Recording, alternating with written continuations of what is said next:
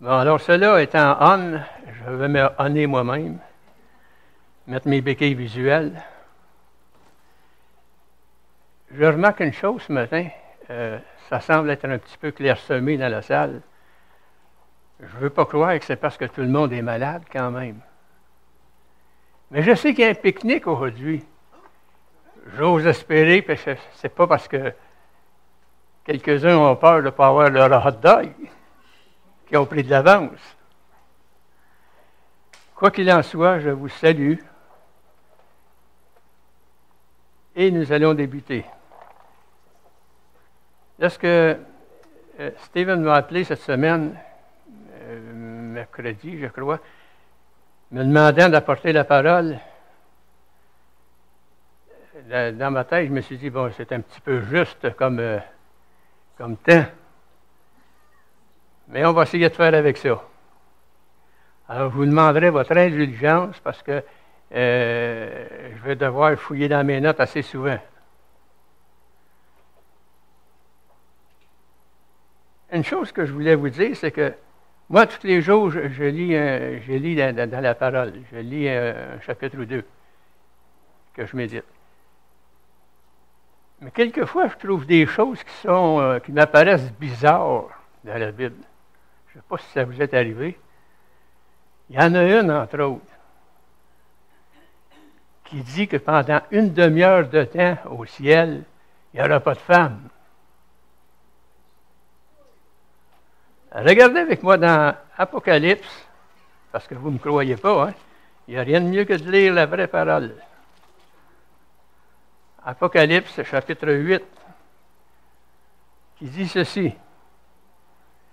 Quand il ouvrit le septième sceau, il y eut dans le ciel un silence d'environ une demi-heure.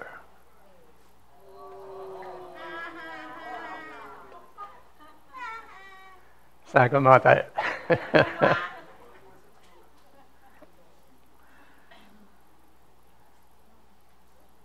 Suite à cette demande de Stephen pour apporter la parole ce matin, je me posais la question, qu'est-ce que je vais donc apporter? D'autant plus qu'il y a eu une semaine un petit peu loadée. Mes enfants ne sont plus à la maison, mais ils connaissent le numéro de téléphone de leur père. Alors, j'ai pensé que le 4 juin, lorsque je suis venu ici, que je vous ai parlé de la recherche de la paix de Dieu pour le pardon de nos fautes, que je pourrais peut-être amener une suite à ça. Quand on est venu le 4 juin, quand on a fait cette étude, on a vu que nous avions hérité de la nature d'Adam, c'est-à-dire une nature de péché, par imputation. C'est-à-dire qu'on n'a rien fait pour l'avoir. On est venu au monde de même. On est né comme ça. Par héritage, par gène interposé. On est né pécheur. Cette nature que vous avez en vous, c'est une nature de péché. Tout chrétien que vous soyez. Vous voulez savoir c'est quoi les conséquences du péché? La Bible dit que le salaire du péché, c'est la mort. C'est vers là que je me dirige, moi. Et chacun de nous. À moins que le Seigneur vienne nous chercher avant. Vous voulez savoir à quoi ça a l'air, les conséquences du péché? Regardez-moi. Je ne suis pas venu au monde avec les cheveux blancs. Ça commence à être clairsemé sur le dessus en plus. Je commence à friper dans la face, dans le cou, un peu partout. Je me dirige vers là où chacun de nous doit se diriger, vers la mort. C'est les conséquences du péché, ça. Les conséquences du péché, ça entraîne aussi des maladies, des accidents, des meurtres, des vols. Ça entraîne tout ça. Et on est obligé de vivre avec ça. C'est chacun de nous.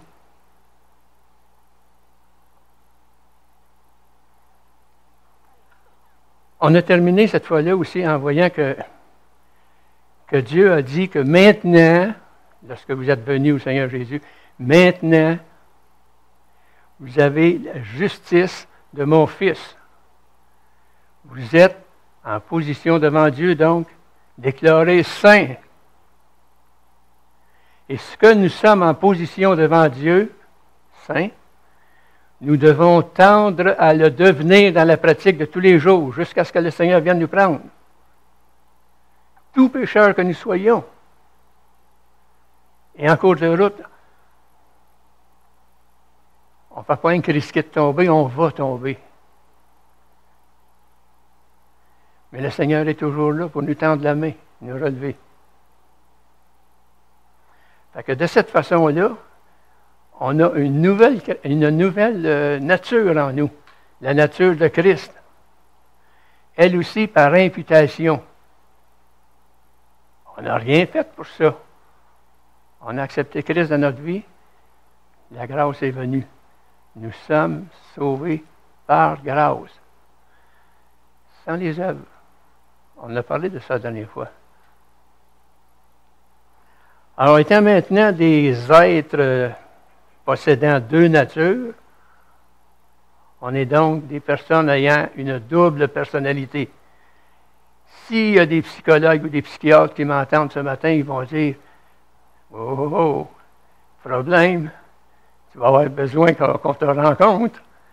Double personnalité, il faut en enlever une. » Non.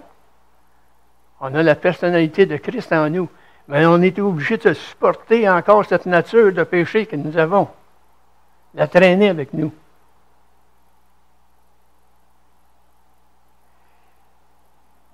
Puis ça amène un combat quotidien, à tous les jours. L'apôtre Paul a justement mentionné, il n'a pas rien que mentionné, il s'est plaint de ce combat-là. Regardez avec moi dans Romains chapitre 7.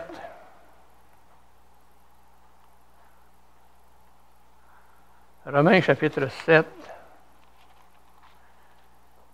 à partir du verset 14 jusqu'à chapitre 8, verset 1.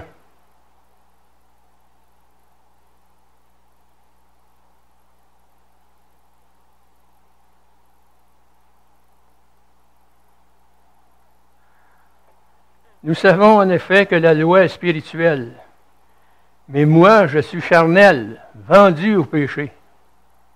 Car je ne sais pas ce que je fais. Je ne fais pas ce que je veux, et je fais ce que je hais. Or, si je fais ce que je ne veux pas, je reconnais par là que la loi est bonne. Et maintenant, ce n'est plus moi qui le fais, mais c'est le péché qui habite en moi. Ce qui est bon, je le sais, n'habite pas en moi, c'est-à-dire dans ma chair. J'ai la volonté, mais je n'ai pas le pouvoir de faire le bien. Car je ne fais pas le bien que je veux et je fais le mal que je ne veux pas pourtant. Et si je fais ce que je ne veux pas, ce n'est plus moi qui le fais, c'est le péché qui habite en moi. Je trouve donc en moi cette loi. Quand je veux faire le bien, le mal est attaché à moi. Car je prends plaisir à la loi de Dieu, selon l'homme intérieur. Mais je vois dans mes membres une autre loi qui lutte contre la loi de mon entendement et qui me rend captif de la loi du péché qui est dans mes membres. Misérable que je suis, a dit Paul. C'est au point qu'il aurait voulu souhaiter la mort. Qui me délivrera de ce corps de mort? Puis il répond tout de suite après, grâce soit rendue à Dieu par Jésus-Christ notre Seigneur. Ainsi donc, moi-même, je suis par l'entendement esclave de la loi de Dieu, et je suis par la chair esclave de la loi du péché. Verset 1 du chapitre 8. Il n'y a donc maintenant aucune condamnation pour ceux qui sont dans Jésus-Christ. Je suis non condamnable, quoi qu'il arrive. Le Seigneur nous aime tels que nous sommes, sans les œuvres. Satan, lui, il veut nous lier, puis on est toutes des cibles de Satan à ce sujet-là. Il ne veut pas qu'on vienne au Seigneur. Si on vient au Seigneur, Premièrement, il ne peut pas nous en empêcher, mais si on vient au Seigneur, il va tout faire pour nous troubler notre vie. Il y a des chrétiens dans certaines dénominations qui pensent qu'ils pourraient être, des fois, possédés du démon. Pour un chrétien, il est impossible d'être possédé du démon. Parce que quand on est venu au Seigneur, le Saint-Esprit est venu en nous. La place est prise. Le démon ne peut pas nous posséder. Il peut nous agacer, par exemple. Il peut arriver à côté de nous autres, puis nous emmener certaines pensées qui mènent à certaines actions. Le combat quotidien, le combat de tous les jours qu'on est obligé de mener. Puis à moins qu'on soit revêtu vraiment de la puissance surnaturelle de Dieu, bien, on est attiré par le système de ce monde. C'est comme ça que ça arrange.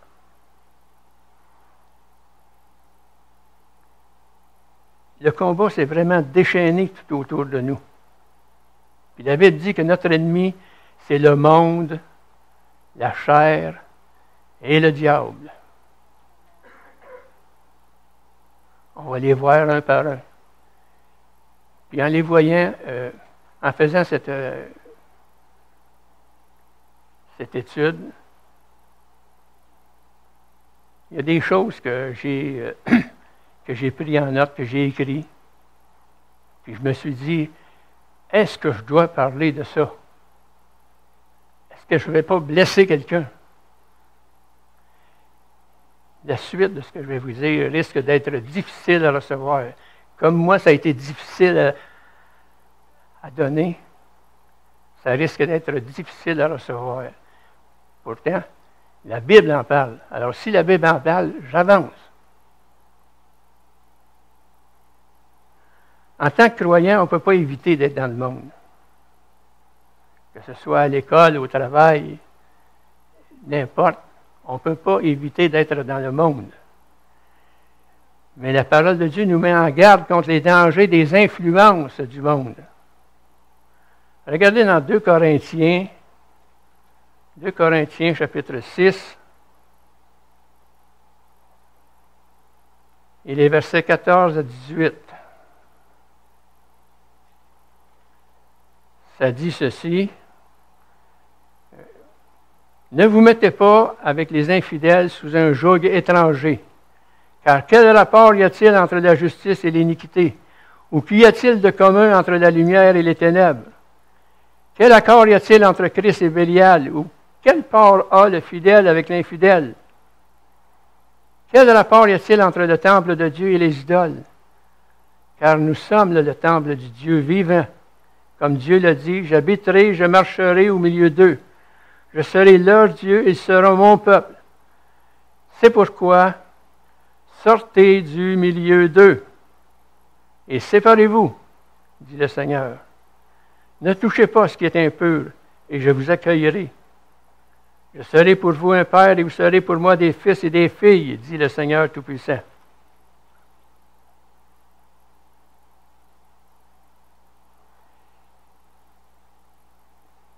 Le monde, il peut être intéressant quelquefois, il peut être même séduisant. Et puis on est réellement attiré par le monde, même si on est chrétien. Il y a des choses dans le monde.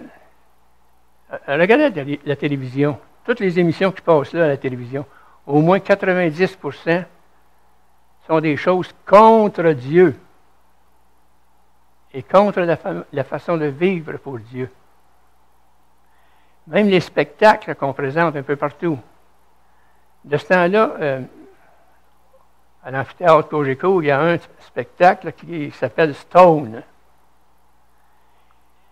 Que ce soit les spectacles ou les émissions de la télévision, il y a toujours question de drogue, de sexe, de violence, d'argent. Les chansons, c'est la même chose. Et à l'amphithéâtre Cogeco, depuis quelques années, il y a le Cirque du Soleil qui vient présenter certains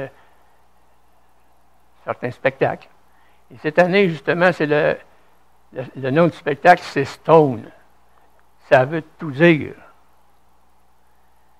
C'est au point qu'il voit le ciel vert et la pelouse bleue.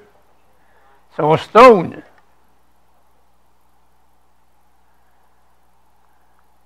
On a quoi à faire là? De même que nos émissions de télévision. On a quoi à faire devant ça? Quel temps perdu! Des fois, moi-même, j'écoute un film à la télévision. Tout à coup, je me dis, qu'est-ce que je fais là? Pourquoi que je perds tout ce temps-là? Puis comme malgré moi, je ferme la télévision. De toute façon, on peut facilement deviner la suite.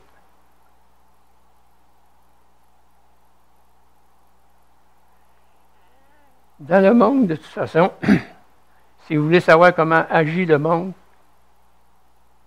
allez jeter un petit coup d'œil sur Facebook. Ça va vous donner une faible image de ce qu'est le monde, mais c'est une image exacte. J'allais dire c'est de la pourriture sur Facebook. C'est pas loin, je ne suis pas loin de la vérité quand même. Je sais que certaines personnes sont sur Facebook, mais faites attention à vous. Facebook fait partie du monde et ça nous indique aussi comment ça vit dans le monde.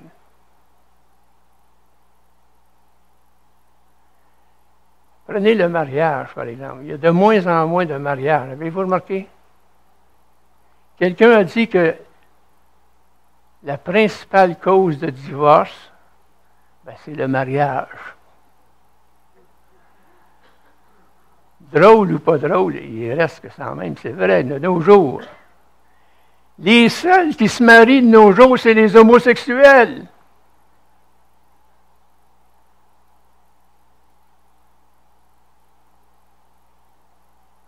C'est le monde. Notre ennemi, c'est le monde. La chair et le diable.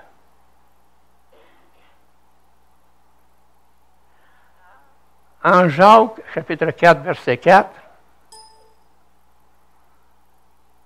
sans qu'il soit nécessaire que j'aille voir, ça dit ceci. Ne savez-vous pas qu'être ami du monde, c'est être ennemi de Dieu?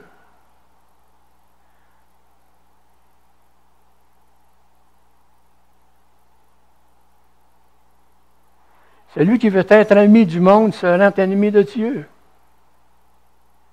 Oui, mais Jean-Claude exagère. Tous les vendredis, je vais prendre une bière avec mes amis. On ne fait rien de mal. Selon le monde, c'est vrai, ils ne font rien de mal. Mais tu es chrétien, tu as accepté le Seigneur. Tu as une nouvelle nature. Qu'est-ce que tu fais là? Sors de là. Tu n'as pas à être là. À moins que tu ailles évangéliser.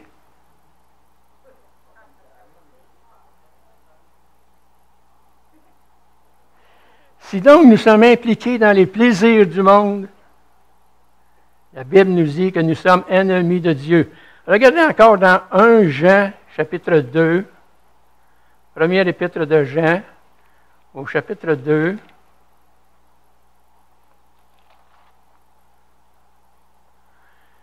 Je laisse du temps à Sarah de placer son texte. Les versets 15 et 16.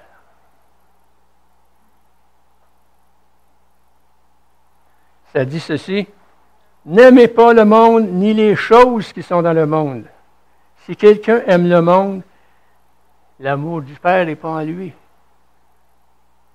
Car tout ce qui est dans le monde, la convoitise de la chair, la convoitise des yeux et l'orgueil de la vie, ça ne vient pas du Père, ça vient du monde.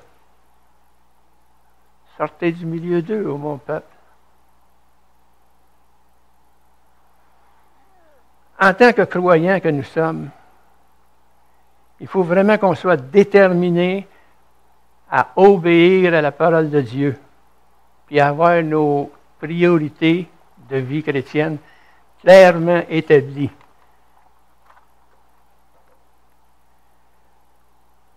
Notre ennemi, c'est le monde, c'est la chair et le diable. Quant à moi,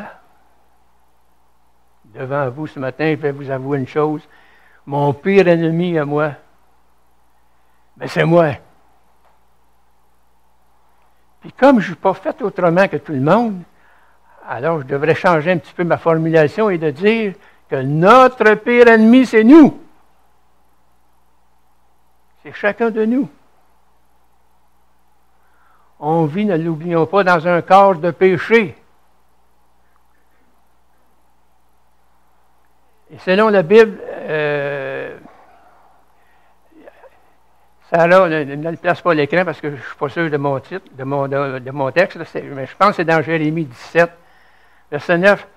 On a tous des cœurs trompeurs, capables de justifier même ce qui est injustifiable, capables de justifier des comportements bizarres qu'on peut avoir quelquefois dans notre vie. C'est ça notre cœur.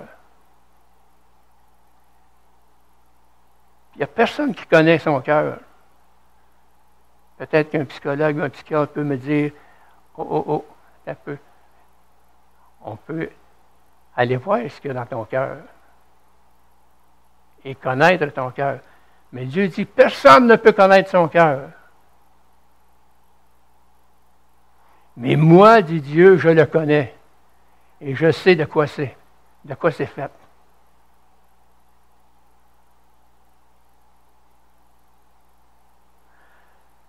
En fait, et c'est là que ça commence à être un petit peu dur, notre cœur, c'est comme un égout à ciel ouvert. Excusez-moi l'expression, mais dans un égout, là, à ciel ouvert, comme ça existe dans certains pays, un petit peu moins de nos jours peut-être, mais ça existe encore, c'est du caca qui passe là-dedans. Et bien d'autres choses. C'est ça qu'on a dans le cœur.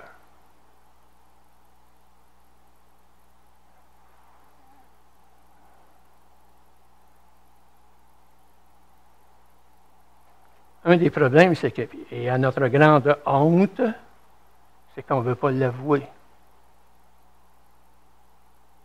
Puis encore, pour d'autres, c'est qu'on ne s'en rend même pas compte. Trop orgueilleux pour l'avouer. Essayez de réviser un petit peu votre passé. Ça n'amène pas toujours des actions, mais les pensées sont là. Puis les pensées, ils viennent du cœur, justement. Puis Dieu dit qu'il n'y a rien de... Le cœur, il est mauvais et méchant par-dessus tout. Il n'y a plus rien à faire avec. Peut-être que vous allez dire, oui, mais je vais m'arranger, moi, je vais en finir par en avoir un bon cœur. Je vais le patcher, il va faire de quoi? Ça vient du cœur. Dieu dit non, il n'est pas bon. Pas bon. On ne s'en occupe plus. On va faire quelque chose avec vous. Il est tellement plus bon, on ne peut pas s'y fier du tout. Je vais vous donner un cœur nouveau. Le cœur de mon Fils, Jésus. Quand vous êtes venu au Seigneur, vous avez reçu la justice de Dieu. Vous avez reçu un cœur nouveau. Vous avez reçu une vie nouvelle, une nouvelle nature. C'est selon ce cœur nouveau-là qu'on doit agir. Sauf que l'autre est encore là, puis il fait des siennes. Si je parle de tout ça, c'est parce qu'on a un combat à mener. On est des soldats. Pas des soldats de l'armée du salut, des soldats de Christ. Qui sommes de l'armée du salut pour ce qui nous concerne. Et en tant que soldat, on doit combattre. Puis le général de notre armée nous dit que pour combattre l'ennemi, il faut le connaître. On le connaît, la Bible dit, c'est le monde, la chair et le diable. Mais qu'est-ce qu'ils font? C'est quoi leur point faible à chacun de ceux-là? C'est ça qu'on regarde le matin. Il faut connaître leurs points faibles. Il faut mieux se connaître si on veut combattre avec efficacité pour le Seigneur.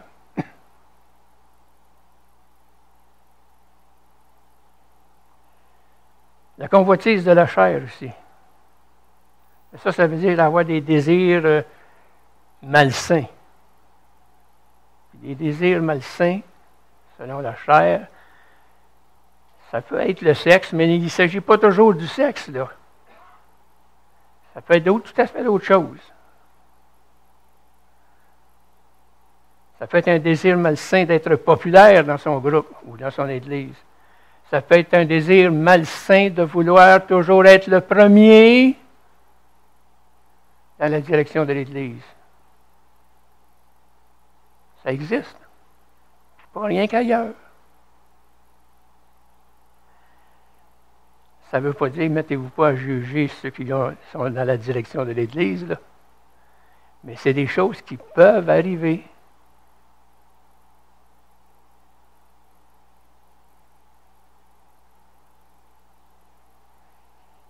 Il n'y a pas personne qui est à l'épreuve de la tentation, quelle qu'elle soit. Mais il faut toujours être sur nos gardes. Comme de raison, le pardon de Dieu existe. Si on lui avoue notre péché, sans les œuvres, bien entendu, il pardonne. Mais les blessures demeurent. Et on les traîne toute notre vie.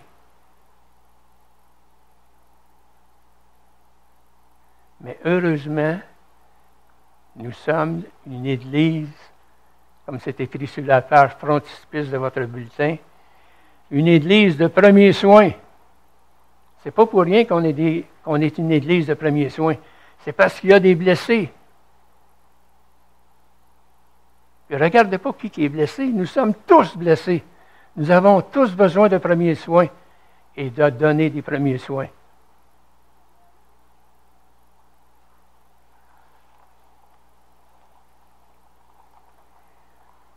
Un autre problème de la chair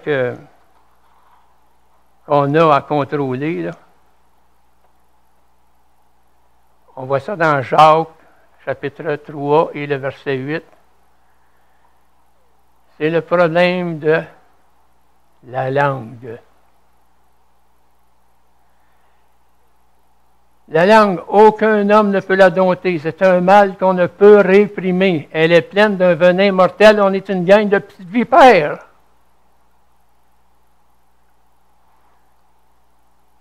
La plupart des gens se brossent les dents 3 fois par jour, quelquefois au moins une fois par jour le soir. Puis en se brossant les dents, d'autres en profitent pour se brosser la langue, pour enlever les microbes. Mais il y a un microbe qu'ils ne réussissent pas à enlever et qu'ils ne réussiront jamais à enlever. C'est le venin qu'il y a sur notre langue. On est tous pris avec ce problème-là. Tous. Ça ne sert à rien de regarder un tel et de dire c'est une vraie commère. On est tous pris avec ça. La langue, il n'y a personne qui est capable de la dompter. Il n'y a rien de plus nuisible pour l'Église locale, justement, qu'une langue indomptée.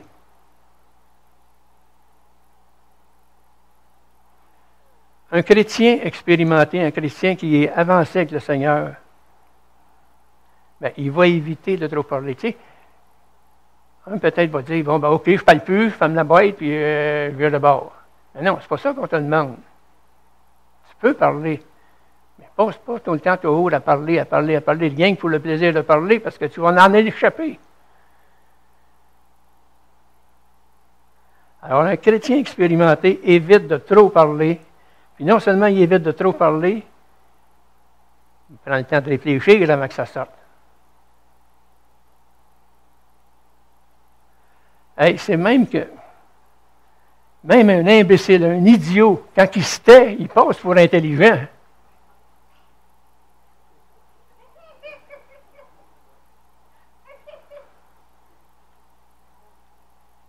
Faisons attention à notre langue. Jérémie 17, que j'ai parlé tantôt, il a dit qu'il n'y a rien qui est plus trompeur que le cœur humain. On ne peut pas le guérir, puis on n'y comprend rien. Dans ma propre vie, moi, mon cœur, il m'a joué plusieurs fois des mauvais tours. Ce qui m'a occasionné aussi des problèmes, naturellement. Mais je vous l'ai dit tantôt, je ne suis pas fait autrement que tout le monde. Chacun peut se l'appliquer.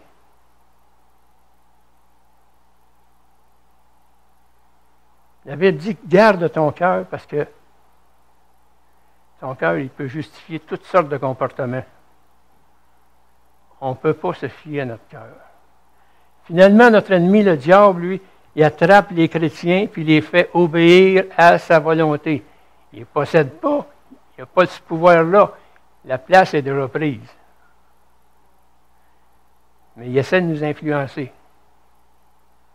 Puis notre chair, elle en boit de ça.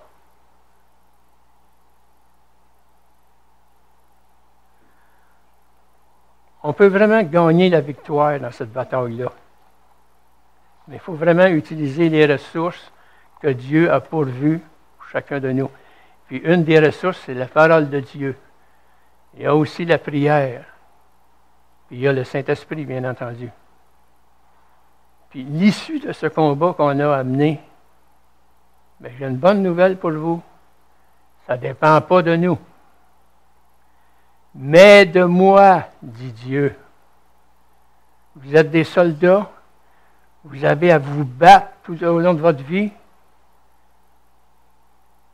Mais demandez-le moi. Demandez mon aide. Puis je vais vous aider. Moi, je vais vaincre l'ennemi. Mais par vous-même, vous ne vaincrez jamais. Peu importe l'essai que vous essayerez, vous ne vaincrez jamais. Sans qu'on aille voir, il est question de ça dans Jacques, chapitre 4, verset 7. C'est important, vraiment, Roseline, il y a 2 semaines, nous a parlé de lire la parole de Dieu. C'est important de lire la parole de Dieu. Mais je la lis tous les jours. Mais des fois, ça arrive que je la lis, puis je serais gêné une fois que j'ai fini de lire mon chapitre, que vous me posiez la question de quoi il est question, puis ça se rapporte à quoi, etc. Je suis gêné, mais je ne m'en souviens plus. Parce que ma tête est trop remplie de d'autres choses. Il faut lire la parole de Dieu, mais il faut s'y arrêter, il faut la méditer aussi. Parce que si on veut avoir des convictions pour avancer avec le Seigneur, bien c'est de là que ça vient, les convictions. C'est de la parole de Dieu qui nous aide à passer à travers tous les moments d'épreuve qu'on peut avoir dans notre vie. Si nos convictions ne viennent pas de Dieu, bien, on peut facilement tomber. Attention à ça. Moi, ça fait plus longtemps que toi, je suis dans le Seigneur, je la connais la parole, pas de problème. Attention, que celui qui se croit debout prenne garde de ne pas tomber. Et tu vas tomber.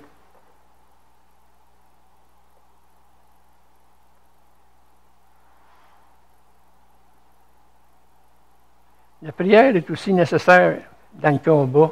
Puis ça, avant même que la tentation ou que l'épreuve arrive. Il s'agit de prévoir l'épreuve qui s'en vient. Il s'agit de prévoir les tentations. Vous connaissez chacun vos points faibles. Priez pour ça. Même si à l'heure actuelle, vous n'êtes pas en tentation, priez pour cette tentation-là. Vous savez qu'elle va venir vous chatouiller. Non seulement vous chatouiller, mais vous faire tomber. En Proverbe, il est dit qu'un homme avisé voit venir le malheur, puis il se met à l'abri. C'est pour ça qu'il faut prier. Se mettre à l'abri du Seigneur. Finalement, on a besoin, en plus de la prière et de la parole de Dieu, on a besoin de marcher dans le Saint-Esprit. Tous les jours, il faut demander au Seigneur, c'est un renouvellement complet, tous les jours, il faut demander au Seigneur de nous remplir du Saint-Esprit. de nous aider à marcher dans le Saint-Esprit.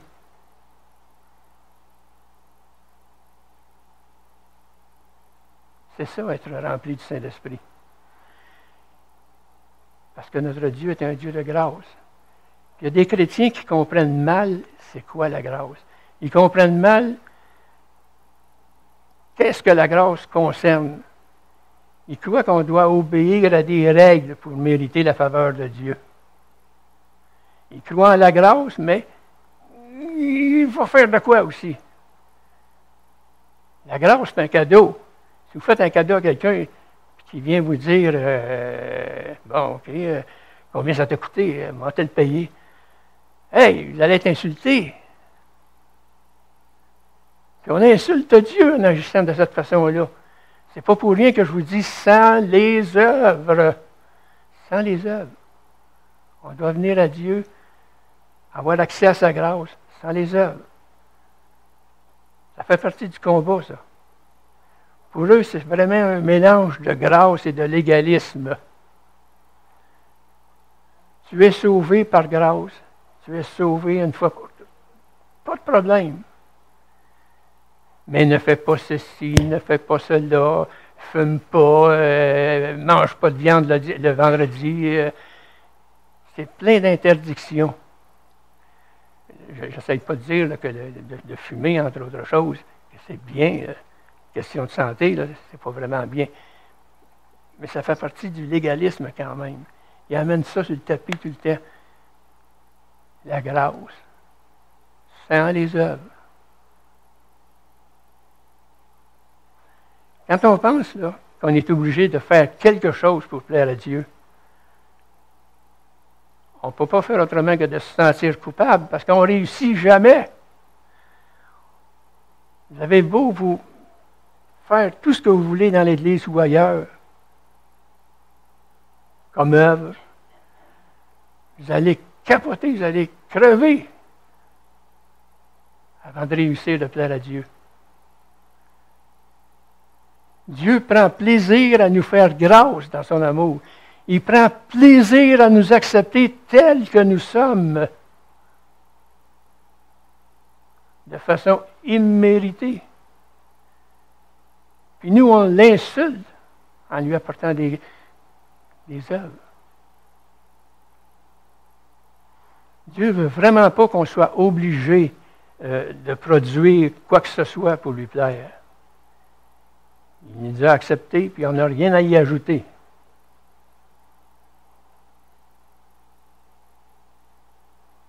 Et le Père nous aime, puis il s'attend à ce que nous nous aimions, nous aussi, les uns les autres.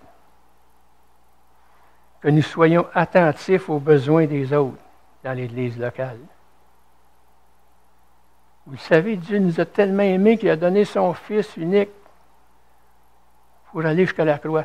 Vous savez, le Seigneur Jésus, tout le temps qu'il a été sur terre, la trentaine d'années qu'il a été sur terre, à tous les jours, il communiquait avec le Père. À tous les jours, le Père lui répondait. Est arrivée la croix.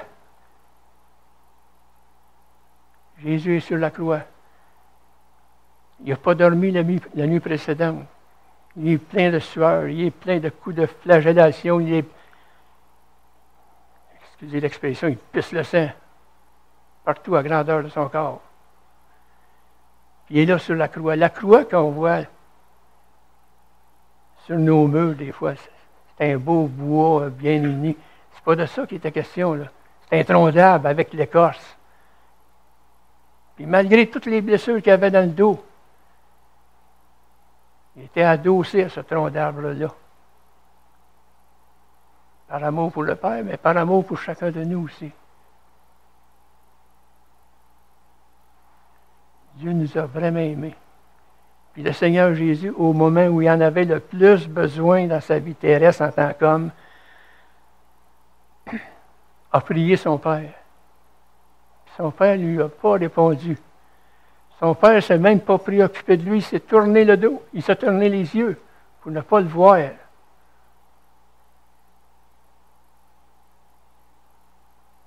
Parce que ce que Dieu voyait sur la croix, ce n'était pas Jésus.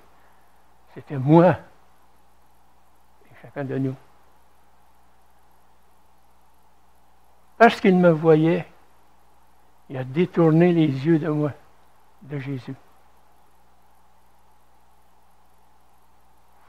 Puis aujourd'hui, quand je prie le Seigneur, quand je parle à Dieu, non seulement il me regarde, mais il me répond. Parce que ce n'est pas moi qui vois, c'est le Seigneur Jésus qui voit en moi.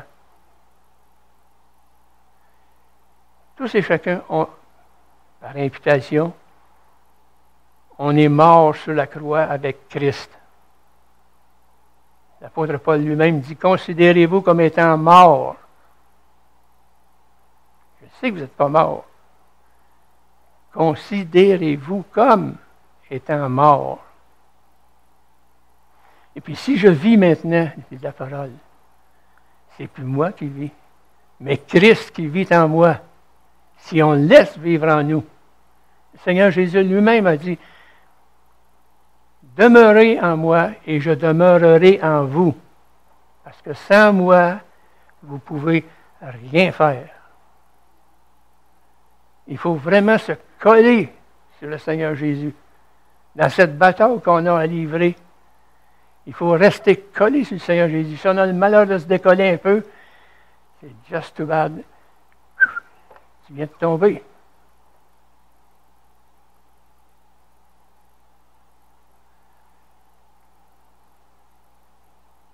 Parce que Dieu nous aime, il nous demande aussi de s'aimer les uns les autres. Je demanderai en passant à Jacques de s'avancer.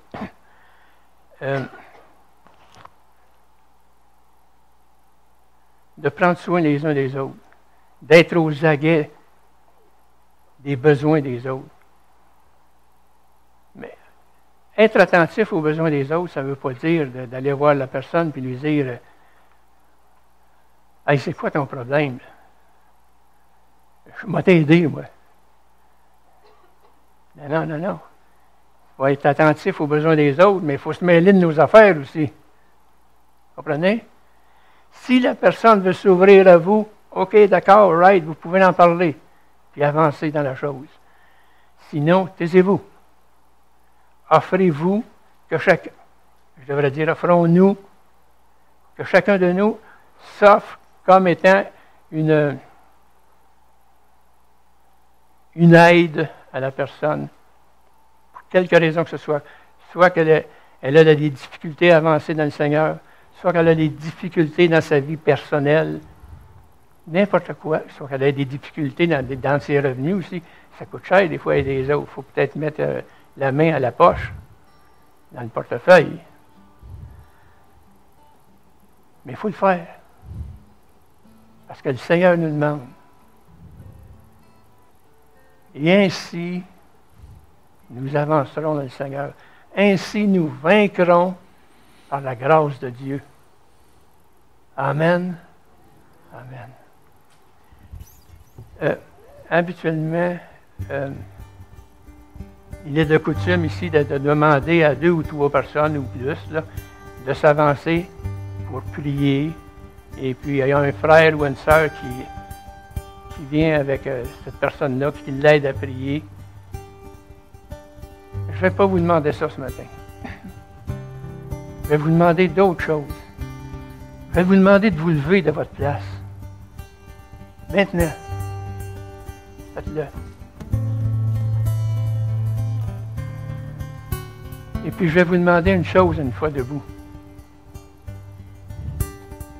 Sans qu'il soit nécessaire de faire le tour de la salle, d'aller d'un l'un à l'autre. Parce que ça crée du désordre. Puis on a un Dieu d'ordre et non un Dieu de désordre.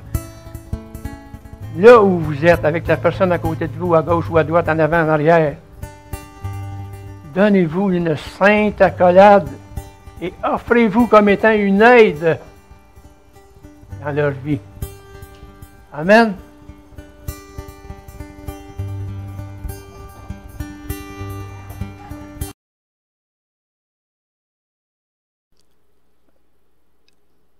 Père éternel, ce matin, nous venons à toi parce que tu es le bon Dieu, tu es le début de puissance, tu es le grand Dieu. Et toi, tu nous parles à travers toutes sortes de différents moyens. Seigneur, nos oreilles sont ouvertes, nos cœurs sont ouverts pour entendre ta parole. Je prie pour chaque personne représentée ici, chaque personne ici, que ça, ce soit la prière de chacun. Parle-moi, Seigneur. Parle-nous, Seigneur, et parle à travers ton serviteur, Jean-Claude. Bénis-le, guide-le, et Seigneur, que nous serons bénis et que tu vas nous lancer des défis, que nous vivons des vies cette semaine transformées par ta grâce. Je prie aussi pour les enfants à leur classe, bénis-les et qu'ils apprennent aussi de plus en plus de toi. Merci au nom de Jésus. Amen. Amen. C'est ton tour. C'est ta...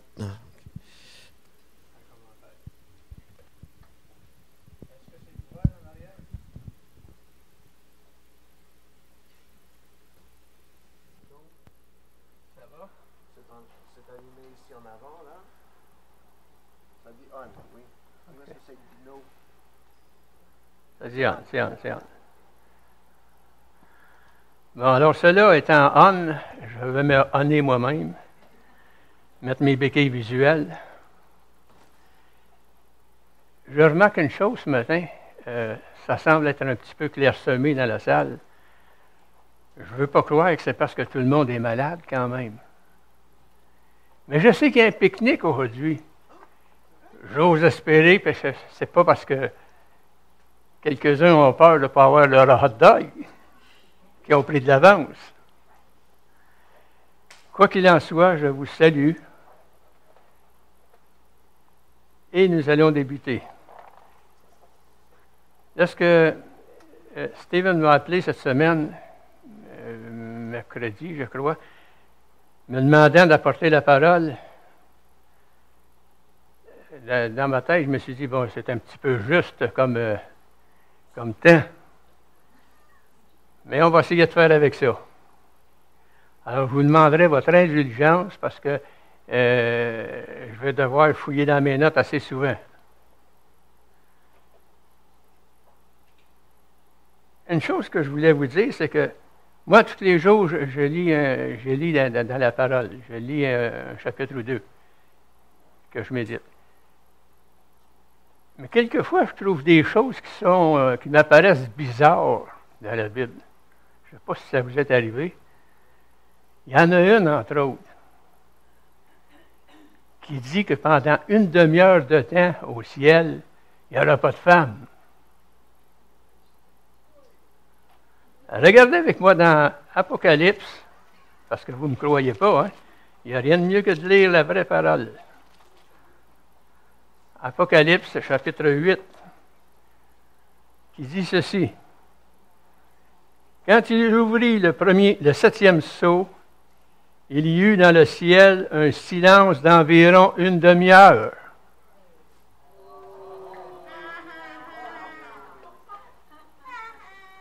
Sans commentaire.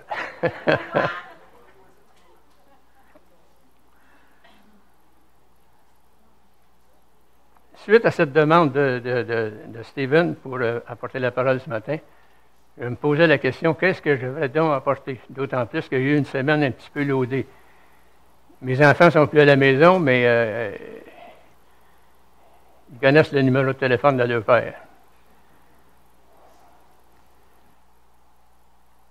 Alors, j'ai pensé que le 4 juin, lorsque je suis venu ici, que je vous ai parlé de la recherche de la paix de Dieu pour le pardon de nos fautes, que je pourrais peut-être amener une suite à ça.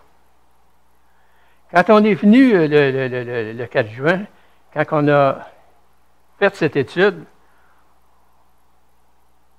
on a vu que nous avions hérité de la nature d'Adam, c'est-à-dire une nature de péché, par imputation. C'est-à-dire qu'on n'a rien fait pour l'avoir. On est venu au monde de même. On est né comme ça.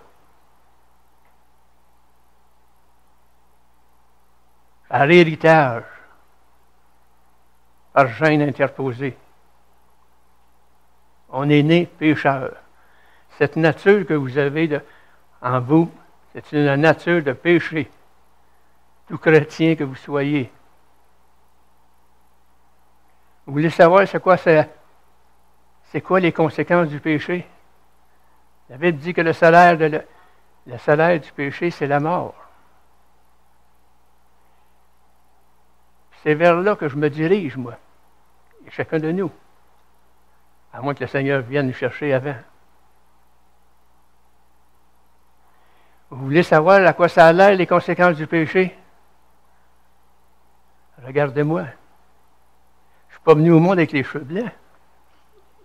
Ça commence à être clairsemé sur le dessus en plus. Je commence à friper dans la face, dans le cou, un peu partout. Je me dirige vers là où chacun de nous doit se diriger, vers la mort. C'est les conséquences du péché, ça. Les conséquences du péché, ça entraîne aussi des maladies, des accidents, des meurtres, des vols. Ça entraîne tout ça. Et on est obligé de vivre avec ça. C'est chacun de nous.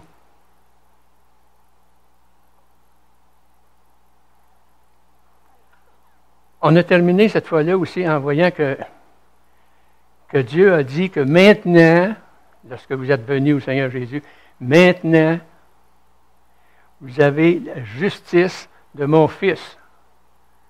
Vous êtes en position devant Dieu, donc, déclaré saint. Et ce que nous sommes en position devant Dieu, saint, nous devons tendre à le devenir dans la pratique de tous les jours, jusqu'à ce que le Seigneur vienne nous prendre. Tout pécheur que nous soyons. Et en cours de route, on ne fait pas que risquer de tomber, on va tomber. Mais le Seigneur est toujours là pour nous tendre la main, nous relever. Fait que de cette façon-là, on a une nouvelle nature en nous, la nature de Christ. Elle aussi par imputation. On n'a rien fait pour ça. On a accepté Christ dans notre vie, la grâce est venue. Nous sommes sauvés par grâce, sans les œuvres. On a parlé de ça la dernière fois. Alors, étant maintenant des êtres possédant deux natures, on est donc des personnes ayant une double personnalité. S'il y a des psychologues ou des psychiatres qui m'entendent ce matin, ils vont dire « Oh, problème, tu vas avoir besoin qu'on te rencontre. Une double personnalité, il faut en enlever une. » Non. On a la personnalité de Christ en nous. Mais on est obligé de supporter encore cette nature de péché que nous avons, la traîner avec nous.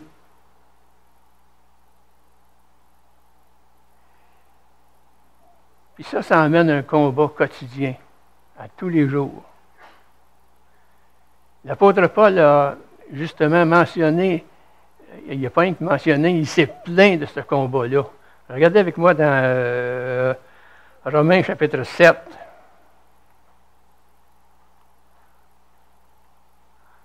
Romains chapitre 7, à partir du verset 14 jusqu'à chapitre 8, verset 1.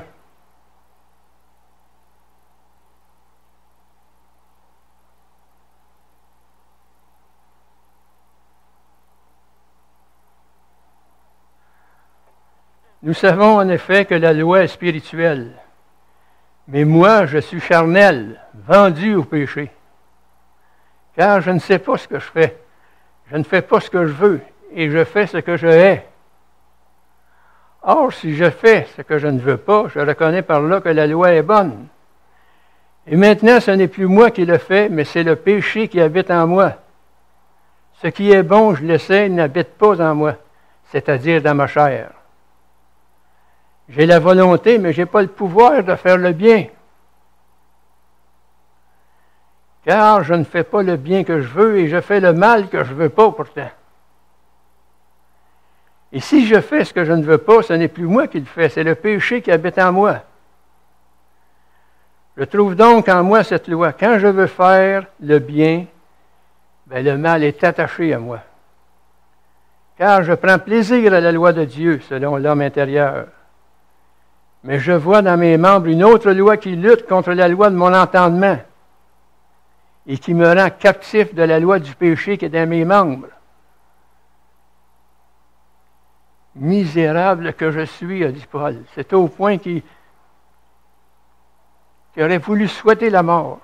Qui me délivrera de ce corps de mort? Puis il répond tout de suite après, grâce soit rendue à Dieu par Jésus-Christ notre Seigneur. Ainsi donc, moi-même, je suis par l'entendement esclave de la loi de Dieu, et je suis par la chair esclave de la loi du péché. Verset 1 du chapitre 8. Il n'y a donc maintenant aucune condamnation pour ceux qui sont dans Jésus-Christ. Je suis non condamnable, quoi qu'il arrive. Le Seigneur nous aime tel que nous sommes, sans les œuvres. Satan, lui, il veut nous lier, puis on est toutes des cibles de Satan à ce sujet-là. Il ne veut pas qu'on vienne au Seigneur. Si on vient au Seigneur, premièrement, il ne peut pas nous en empêcher, mais si on vient au Seigneur, il va tout faire pour nous troubler notre vie. Il y a des chrétiens dans certaines dénominations qui pensent qu'ils pourraient être, des fois, possédés du démon. Pour un chrétien, il est impossible d'être possédé du démon. Parce que quand on est venu au Seigneur, le Saint-Esprit est venu en nous. La place est prise. Le démon ne peut pas nous posséder. Il peut nous agacer, par exemple. Il peut arriver à côté de nous autres, puis nous emmener certaines pensées qui mènent à certaines actions. Le combat quotidien, le combat de tous les jours qu'on est obligé de mener.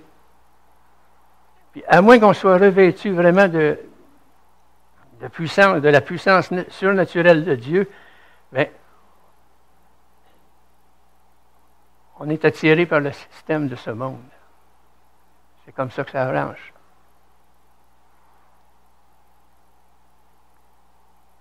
Le combat, c'est vraiment déchaîné tout autour de nous. Puis la Bible dit que notre ennemi, c'est le monde, la chair et le diable. On va les voir un par un. Puis en les voyant, en faisant cette étude, il y a des choses que j'ai pris en note, que j'ai écrit. Puis je me suis dit, est-ce que je dois parler de ça?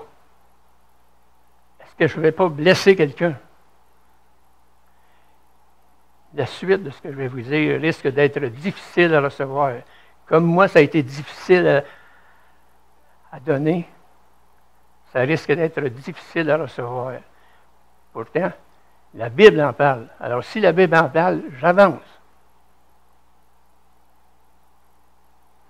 En tant que croyant, on ne peut pas éviter d'être dans le monde. Que ce soit à l'école, au travail, n'importe, on ne peut pas éviter d'être dans le monde. Mais la parole de Dieu nous met en garde contre les dangers des influences du monde. Regardez dans 2 Corinthiens chapitre 6, et les versets 14 à 18. Ça dit ceci, « Ne vous mettez pas avec les infidèles sous un joug étranger, car quel rapport y a-t-il entre la justice et l'iniquité?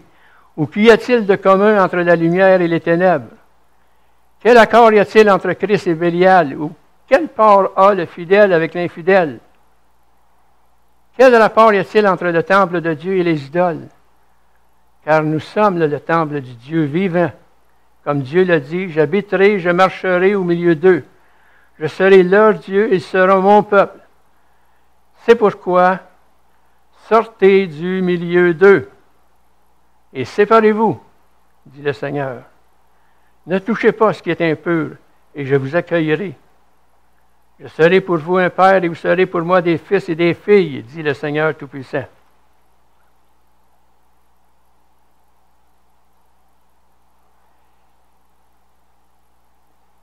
Le monde, il peut être intéressant quelquefois, il peut être même séduisant. Et puis on est réellement attiré par le monde, même si on est chrétien. Il y a des choses dans le monde. Regardez la télévision, toutes les émissions qui passent là à la télévision, au moins 90% sont des choses contre Dieu et contre la façon de vivre pour Dieu. Même les spectacles qu'on présente un peu partout. De ce temps-là, à l'amphithéâtre Cogeco, il y a un spectacle qui s'appelle Stone. Que ce soit les spectacles ou les émissions de la télévision, il est toujours question de drogue, de sexe, de violence, d'argent. Les chansons, c'est la même chose. Et à l'amphithéâtre Cogeco, depuis quelques années, il y a le Cirque du Soleil qui vient présenter certains spectacles. Et cette année, justement, c'est le nom du spectacle, c'est Stone. Ça veut tout dire. C'est au point qu'il voit le ciel vert et la pelouse bleue. Ils sont stone.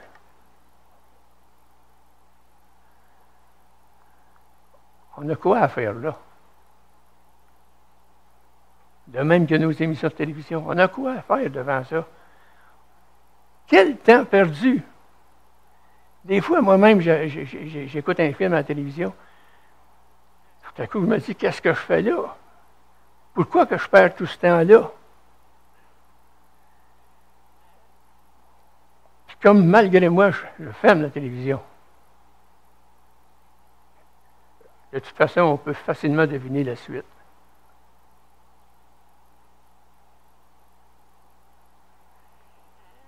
Dans le monde, de toute façon, si vous voulez savoir comment agit le monde, allez jeter un petit coup d'œil sur Facebook. Ça va vous donner une faible image de ce qu'est le monde, mais c'est une image exacte. J'allais dire c'est de la pourriture sur Facebook. C'est pas loin, je ne suis pas loin de la vérité quand même. Je sais que certaines personnes sont sur Facebook, mais faites attention à vous. Facebook fait partie du monde et ça nous indique aussi comment ça vit dans le monde.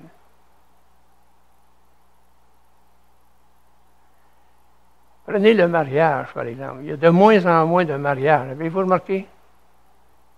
Quelqu'un a dit que la principale cause de divorce, c'est le mariage. Drôle ou pas drôle, il reste que ça même, c'est vrai, de nos jours. Les seuls qui se marient de nos jours, c'est les homosexuels.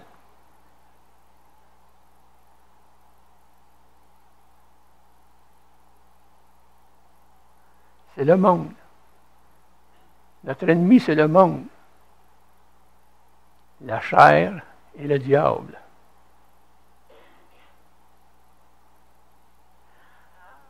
En Jacques, chapitre 4, verset 4, sans qu'il soit nécessaire que j'aille voir, ça dit ceci. Ne savez-vous pas qu'être ami du monde, c'est être ennemi de Dieu?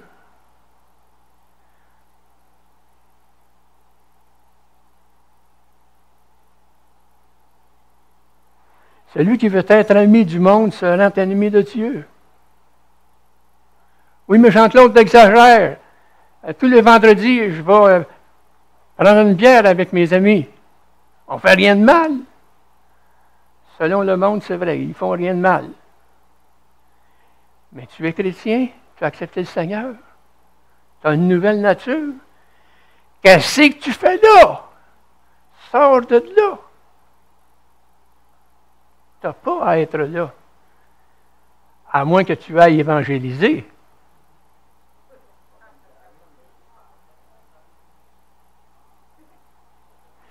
Si donc nous sommes impliqués dans les plaisirs du monde, la Bible nous dit que nous sommes ennemis de Dieu. Regardez encore dans 1 Jean, chapitre 2, premier épître de Jean, au chapitre 2.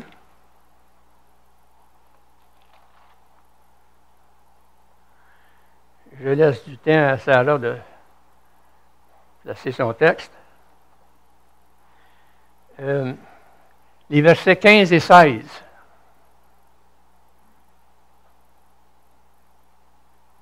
Ça dit ceci: n'aimez pas le monde ni les choses qui sont dans le monde. Si quelqu'un aime le monde, l'amour du Père n'est pas en lui. Car tout ce qui est dans le monde, la convoitise de la chair, la convoitise des yeux et l'orgueil de la vie, ça ne vient pas du Père, ça vient du monde.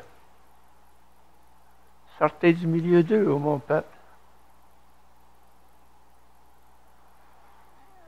En tant que croyants que nous sommes, il faut vraiment qu'on soit déterminés à obéir à la parole de Dieu, puis à avoir nos priorités de vie chrétienne clairement établies.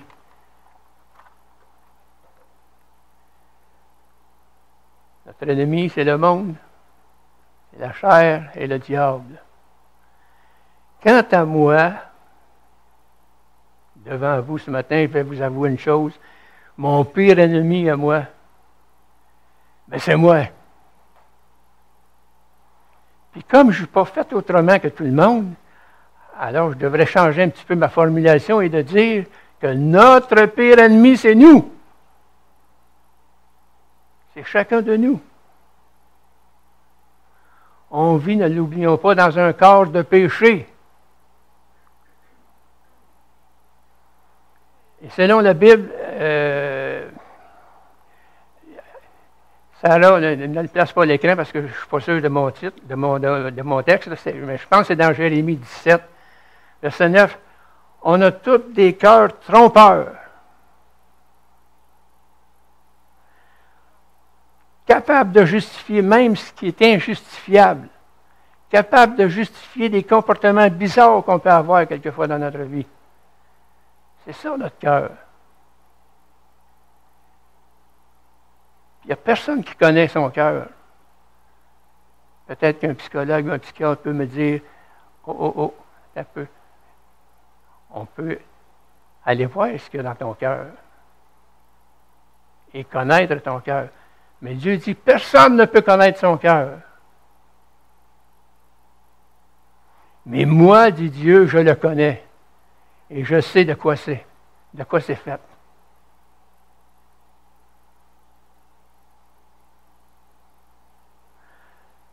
En fait, et c'est là que ça commence à être un petit peu dur,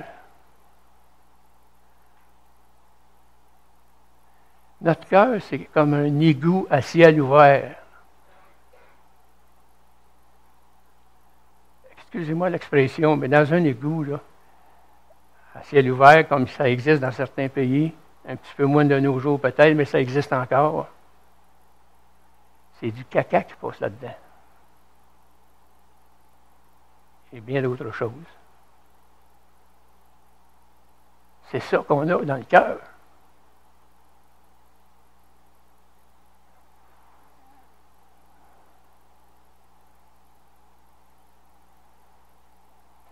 Un des problèmes, c'est que, et à notre grande honte, c'est qu'on ne veut pas l'avouer. Puis encore, pour d'autres, c'est qu'on ne s'en rend même pas compte. Trop orgueilleux pour l'avouer. Essayez de réviser un petit peu votre passé. Ça n'amène pas toujours des actions. Mais les pensées sont là.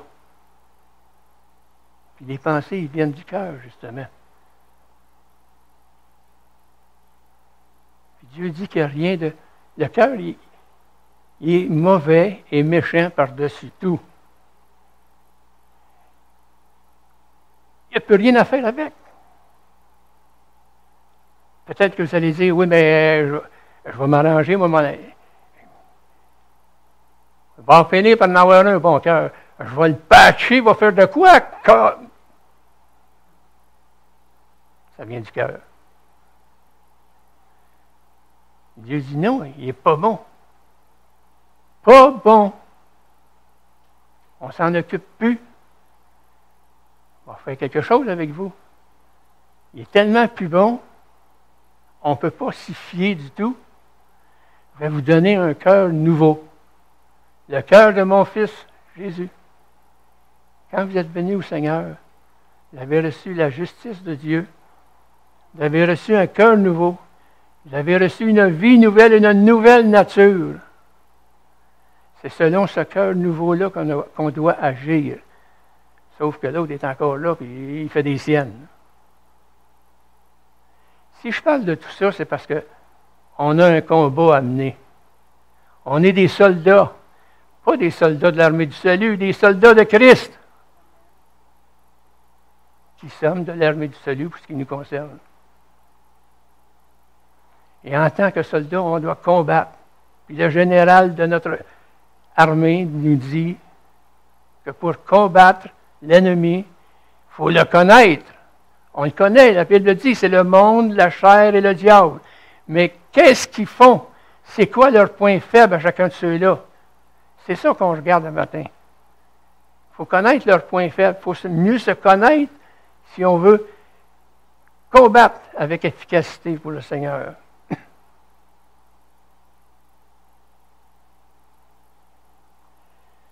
La convoitise de la chair aussi. Ça veut dire avoir des désirs malsains. Des désirs malsains, selon la chair, ça peut être le sexe, mais il ne s'agit pas toujours du sexe, là. Ça peut être tout à fait d'autres choses. Ça peut être un désir malsain d'être populaire dans son groupe ou dans son église. Ça peut être un désir malsain de vouloir toujours être le premier dans la direction de l'Église. Ça existe. Pas rien qu'ailleurs. Ça ne veut pas dire, mettez-vous pas à juger ceux qui sont dans la direction de l'Église, là. Mais c'est des choses qui peuvent arriver.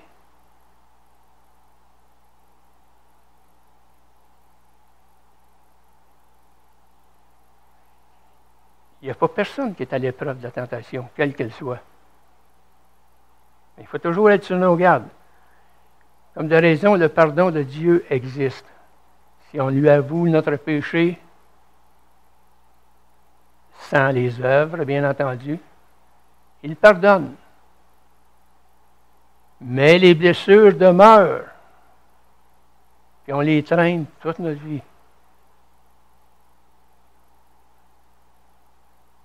Mais heureusement, nous sommes une Église, comme c'est écrit sur la page frontispice de votre bulletin, une Église de premiers soins. Ce n'est pas pour rien qu'on est une Église de premiers soins. C'est parce qu'il y a des blessés. Puis regardez pas qui est blessé. Nous sommes tous blessés. Nous avons tous besoin de premiers soins et de donner des premiers soins.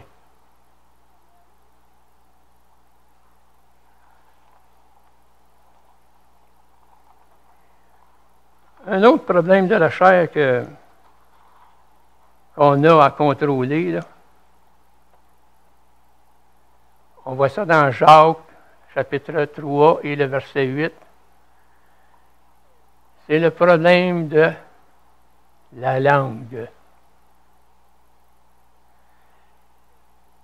La langue, aucun homme ne peut la dompter. C'est un mal qu'on ne peut réprimer. Elle est pleine d'un venin mortel. On est une gang de petites vipères.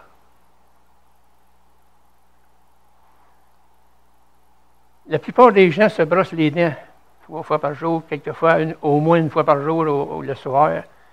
Puis en se brossant les dents, d'autres en profitent pour se brosser la langue, pour enlever les microbes. Mais il y a un microbe qu'ils ne réussissent pas à enlever et qu'ils ne réussiront jamais à enlever. C'est le venin qu'il y a sur notre langue. On est tous pris avec ce problème-là. Tous. Ça ne sert à rien de regarder un tel et de dire c'est une vraie commère. On est tous pris avec ça. La langue, il n'y a personne qui est capable de la dompter. Il n'y a rien de plus nuisible pour l'Église locale, justement, qu'une langue indomptée.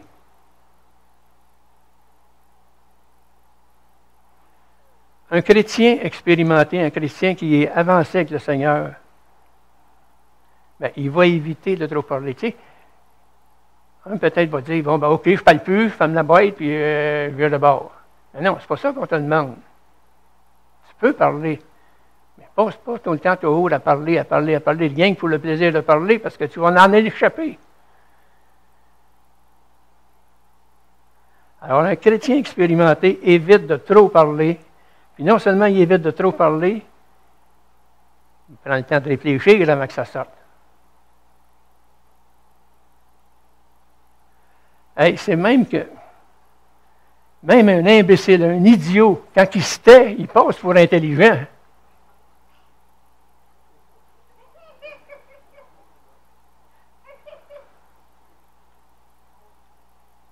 Faisons attention à notre langue. Jérémie 17, que j'ai parlé tantôt, il a dit qu'il n'y a rien qui est plus trompeur que le cœur humain. On ne peut pas le guérir, puis on n'y comprend rien. Dans ma propre vie, moi, mon cœur, il m'a joué plusieurs fois des mauvais tours. Ce qui m'a occasionné aussi des problèmes, naturellement. Mais je vous l'ai dit tantôt, je ne suis pas fait autrement que tout le monde. Chacun peut se l'appliquer.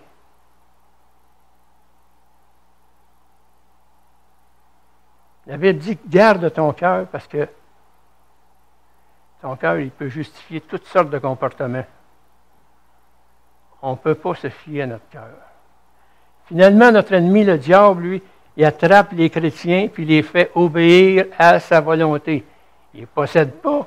Il n'a pas ce pouvoir-là. La place est déjà prise. Mais il essaie de nous influencer. Puis notre chair, elle en boit de ça.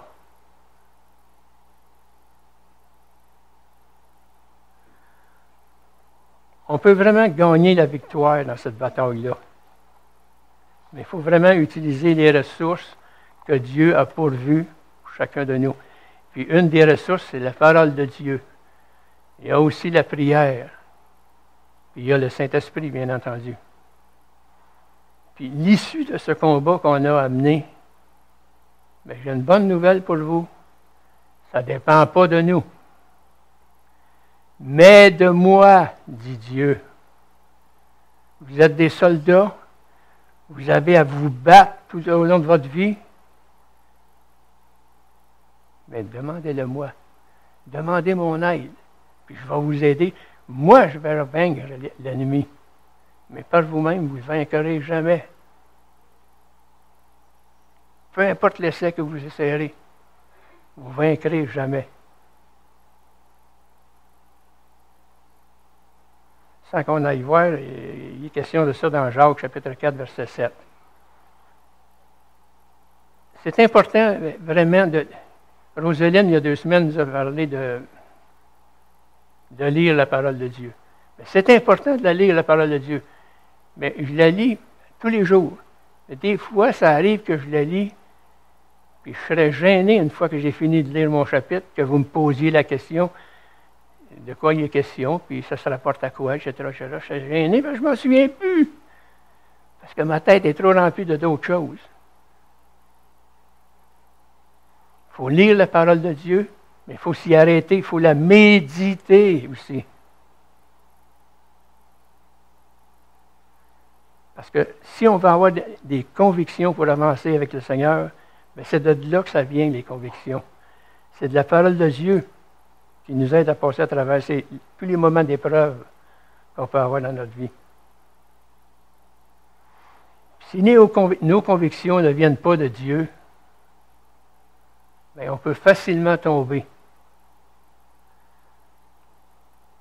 Attention à ça. Moi, Ça fait plus longtemps que toi, je suis dans le Seigneur. Je la connais, la parole. Pas de problème. Attention, que celui qui se croit debout prenne garde de ne pas tomber. Et tu vas tomber.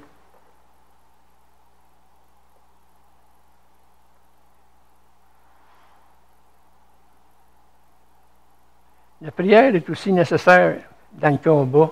Puis ça, avant même que la tentation ou que l'épreuve arrive.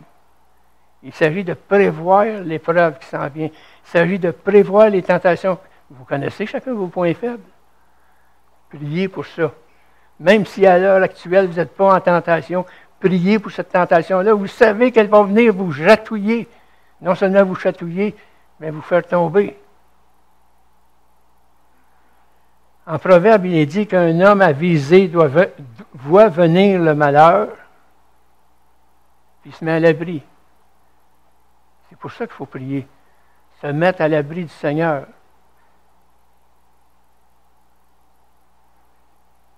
Finalement, on a besoin, en plus de la prière et de la parole de Dieu, on a besoin de marcher dans le Saint-Esprit. Tous les jours, il faut demander au Seigneur, c'est un renouvellement complet, tous les jours, il faut demander au Seigneur de nous remplir du Saint-Esprit, de nous aider à marcher dans le Saint-Esprit.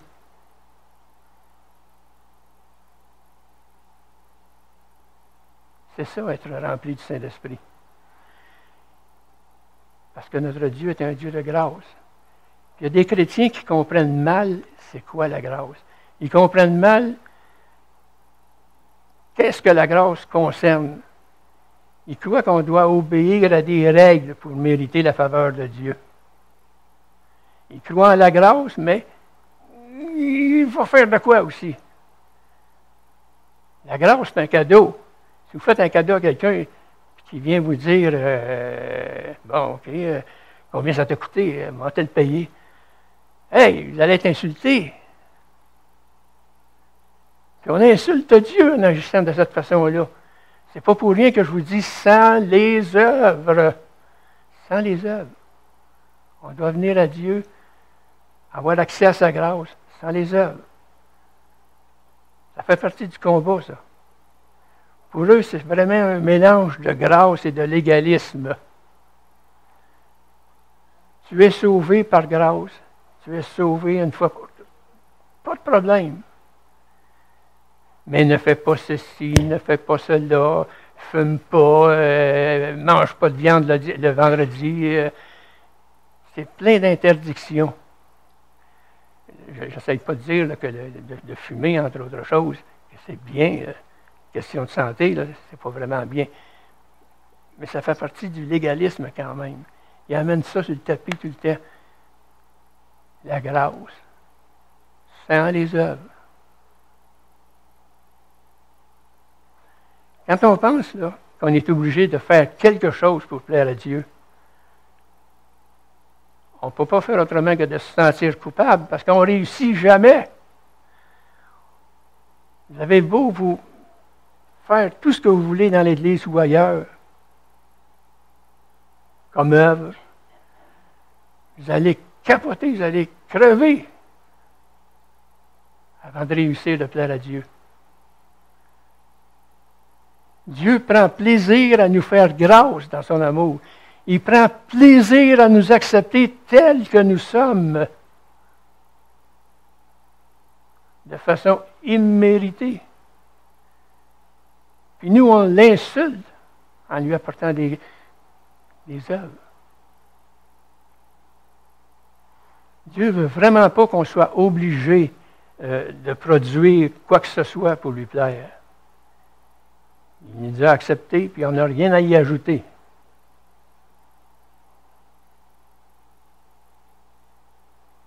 Et le Père nous aime, puis il s'attend à ce que nous nous aimions, nous aussi, les uns les autres.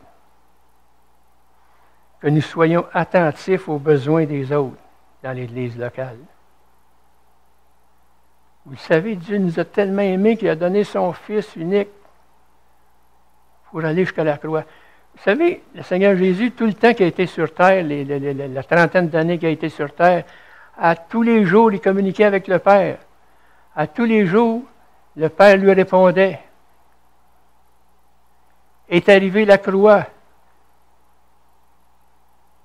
Jésus est sur la croix. Il n'a pas dormi la nuit précédente. Il est plein de sueur, il est plein de coups de flagellation, excusez l'expression, il pisse le sang partout à grandeur de son corps. Puis il est là sur la croix. La croix qu'on voit sur nos murs, des fois, c'est un beau bois bien uni. C'est pas de ça qu'il était question, là. C'est un tronc d'arbre avec l'écorce. Puis malgré toutes les blessures qu'il avait dans le dos, il était adossé à ce tronc d'arbre-là. Par amour pour le Père, mais par amour pour chacun de nous aussi. Dieu nous a vraiment aimés. Puis le Seigneur Jésus, au moment où il en avait le plus besoin dans sa vie terrestre en tant qu'homme, a prié son Père.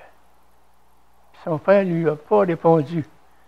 Son Père ne s'est même pas préoccupé de lui, il s'est tourné le dos, il s'est tourné les yeux pour ne pas le voir.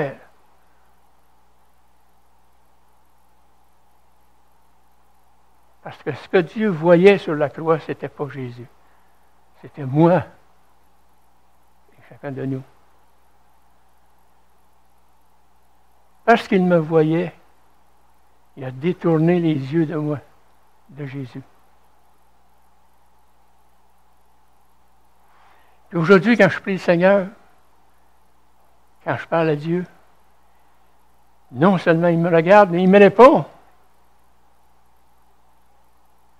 Parce que ce n'est pas moi qui vois, c'est le Seigneur Jésus qui voit en moi. Tous et chacun ont, par imputation, on est mort sur la croix avec Christ.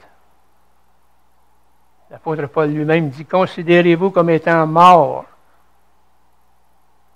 Je sais que vous n'êtes pas mort. Considérez-vous comme étant mort. Et puis si je vis maintenant, dit la parole, c'est plus moi qui vis, mais Christ qui vit en moi. Si on le laisse vivre en nous. Le Seigneur Jésus lui-même a dit, demeurez en moi et je demeurerai en vous. Parce que sans moi, vous ne pouvez rien faire. Il faut vraiment se coller sur le Seigneur Jésus. Dans cette bataille qu'on a à livrer, il faut rester collé sur le Seigneur Jésus. Si on a le malheur de se décoller un peu, c'est just too bad. Tu viens de tomber.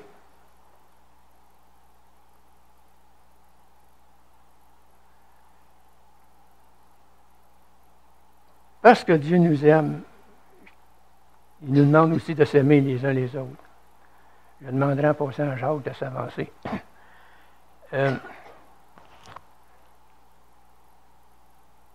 De prendre soin les uns des autres, d'être aux aguets des besoins des autres.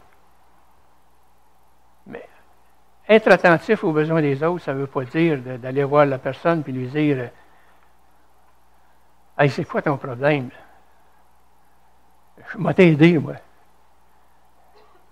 Non. Il faut être attentif aux besoins des autres, mais il faut se mêler de nos affaires aussi. Vous comprenez? Si la personne veut s'ouvrir à vous, OK, d'accord, right, vous pouvez en parler, puis avancer dans la chose. Sinon, taisez-vous. Offrez-vous que chacun, je devrais dire, offrons-nous, que chacun de nous s'offre comme étant une aide à la personne, pour quelque raison que ce soit. Soit qu'elle a des difficultés à avancer dans le Seigneur, soit qu'elle a des difficultés dans sa vie personnelle, n'importe quoi, soit qu'elle a des difficultés dans ses revenus aussi. Ça coûte cher des fois aider les autres. Il faut peut-être mettre la main à la poche, dans le portefeuille. Mais il faut le faire. Parce que le Seigneur nous demande. Et ainsi, nous avancerons dans le Seigneur. Ainsi, nous vaincrons par la grâce de Dieu. Amen. Amen.